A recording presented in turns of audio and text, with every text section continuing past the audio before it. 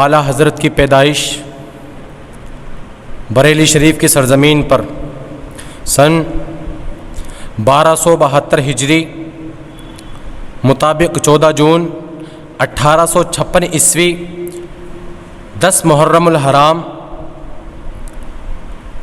ہفتے کے دن بریلی شریف کی سرزمین پر مولانا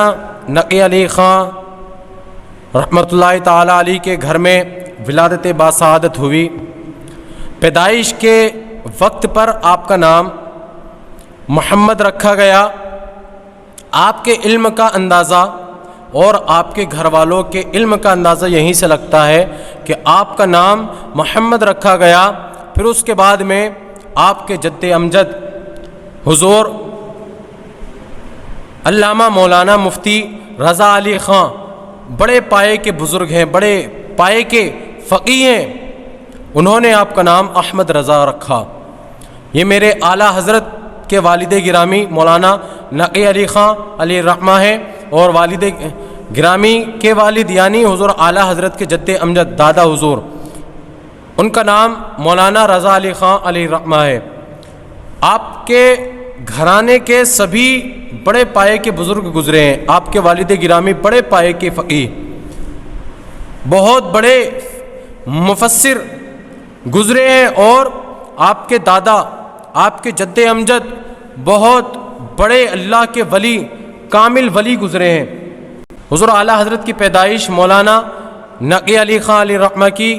گھر میں ہوئی، اور جب میرے اعلیٰ حضرت کی عمر شریف جب 4 سال 4 مہینے 4 دن کی ہوئی،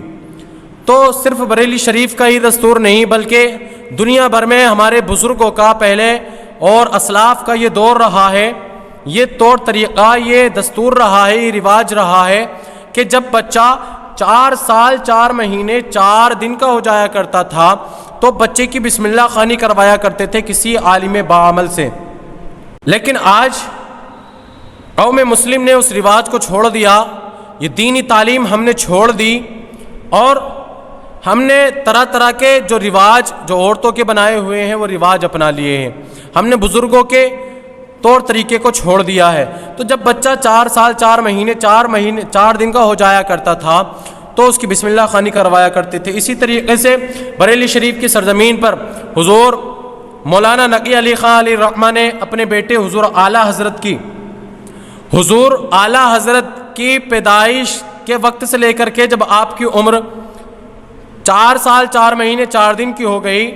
تو حضور اعلیٰ حضرت کی بسم اللہ خوانی کروانے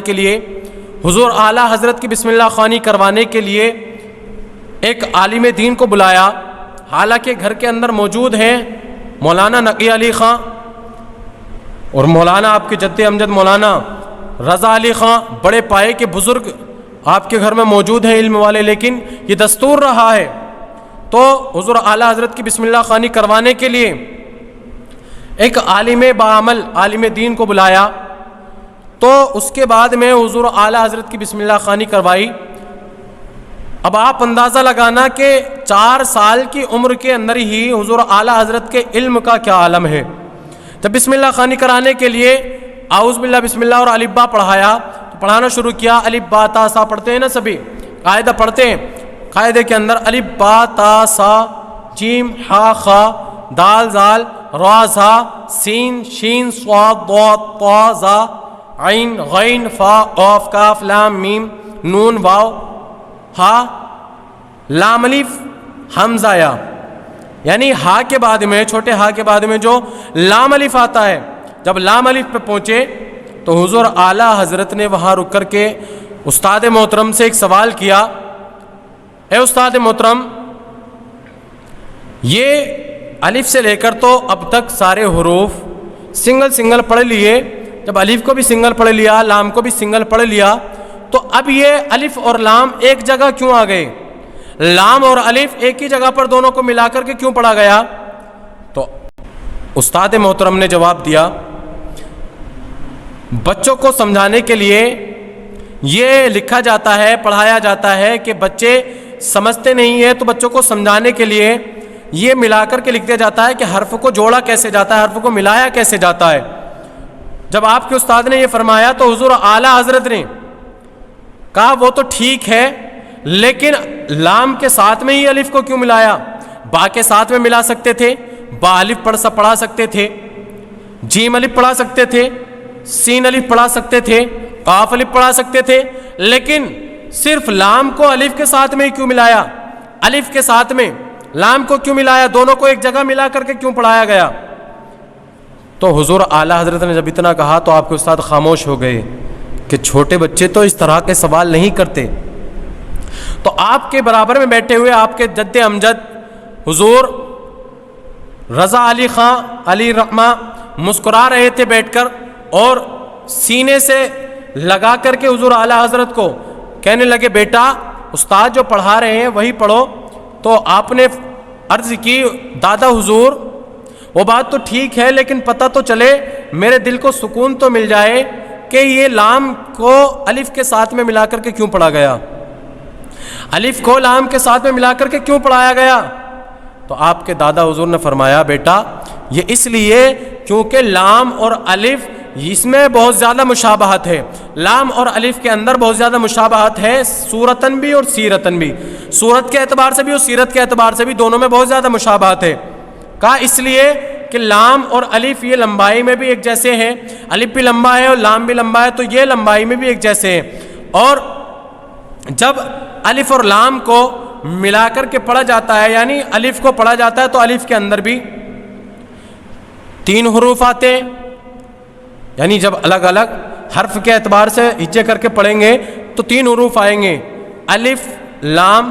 اور فا۔ الف یہ مل کر کے 3 حرف سے بنے گا، 3 حروف سے مل کر کے الف بنے گا۔ اس طریقے سے الف 3 حروف سے مل کر کے بن رہا ہے، ایسے ہی لام کے اندر بھی 3 حروف ہیں، لام الف اور میم، یہ بھی 3 حروف سے مل کر کے بن رہا ہے۔ تو آپ نے فرمایا یہ تو شکل کے اعتبار سے یعنی صورت کے اعتبار سے یہ اس میں مشابہت ہے، اور سیرت کے اعتبار سے مشابہت یہ ہے کہ الف کو جب پڑھا جاتا ہے تو الف کے بیچ میں لام آتا ہے، اور جب لام کو پڑھا جاتا ہے تو لام کے بیچ میں الف آتا ہے، اس میں یہ سیرتاً مشابہت ہے، سیرت کے اعتبار سے مشابہت ہے، ان دونوں میں بہت زیادہ مشابہت ہے، اس لیے بیٹا اس کو اس لیے ملا کر کے پڑھا گیا، لام کو الف کے ساتھ میں ملا کر کے پڑھا گیا، الف کو لام کے ساتھ میں ملا کر کے پڑھا گیا، اس لیے پڑھا گیا۔ تو حضور اعلیٰ حضرت خاموش ہو گئے۔ یہ حضور اعلیٰ حضرت کی شان دیکھیں، بچپن ہی کا عالم میں آپ کے علم کا جوہر دیکھیں، آپ نے علم کے دریا بہا دیے۔ پہلا ہی دن تھا، ابھی بسم اللہ خوانی ہو رہی تھی، ابھی قاعدہ ہی پڑھایا جا رہا تھا، لیکن اسی کے اندر آپ نے سوال کر دیا، پہلے ہی دن سوال کر دیا، یہ آپ کے علم کی شان ہے۔